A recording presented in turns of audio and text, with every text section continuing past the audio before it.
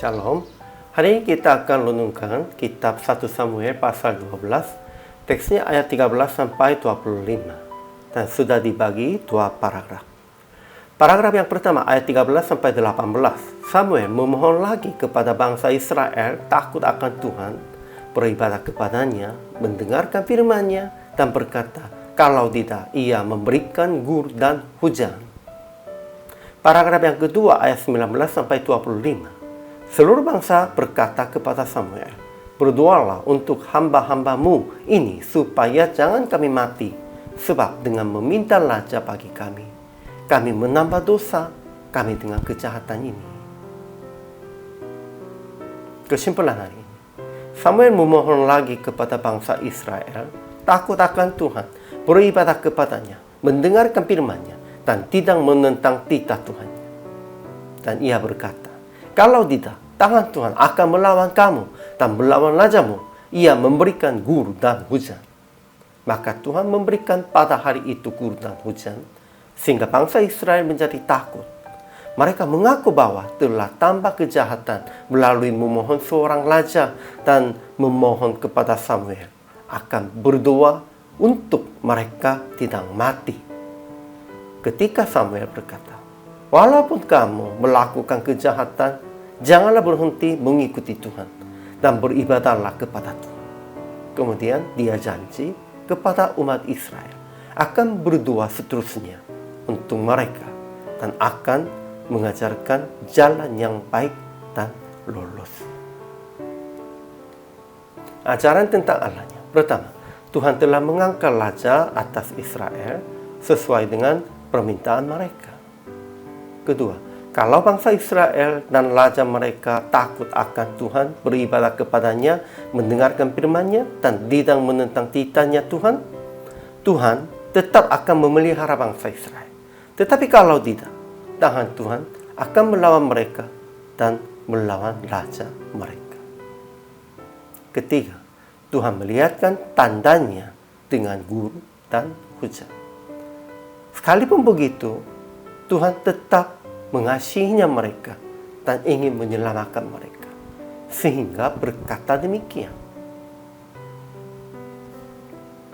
Ajaran tentang manusianya. Pertama, Samuel yang telah menegur bangsa Israel memohon kepada mereka takut akan Tuhan, beribadah kepadanya, mendengarkan firman-Nya dan tidak menentang titah-Nya, dan melihatkan tanda Tuhan dengan gur dan hujan. Kemudian berkata kepada Israel, memang kamu telah melakukan segala kejahatan ini, tetapi janganlah berhenti mengikuti Tuhan, melainkan beribadahlah kepada Tuhan dengan segenap hatimu.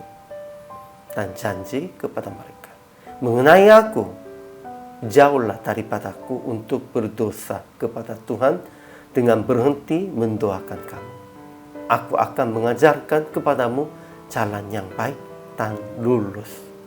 Itu artinya, sekalipun dia memundurkan diri dari pemimpin sebagai politik, dia akan tetap berdoa dan tetap akan mengajar untuk orang Israel. Kedua, bangsa Israel yang menambah dosa dengan meminta raja bagi mereka harus takut akan Tuhan dan beribadah dengan setia dengan segenap hati mereka. Tetapi jika mereka terus berbuat jahat, maka mereka akan dilenyapkan, baik mereka maupun raja mereka juga.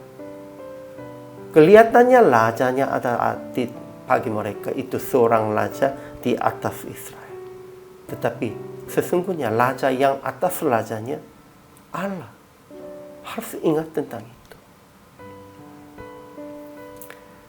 Jadi aplikasi hari ini. Pertama, hari ini juga takut akan Tuhan, beribadah kepadanya, mendengarkan firman-Nya dan tidak menentang titah Tuhan-Nya dengan melakukan sesuai dengan perintah-Nya.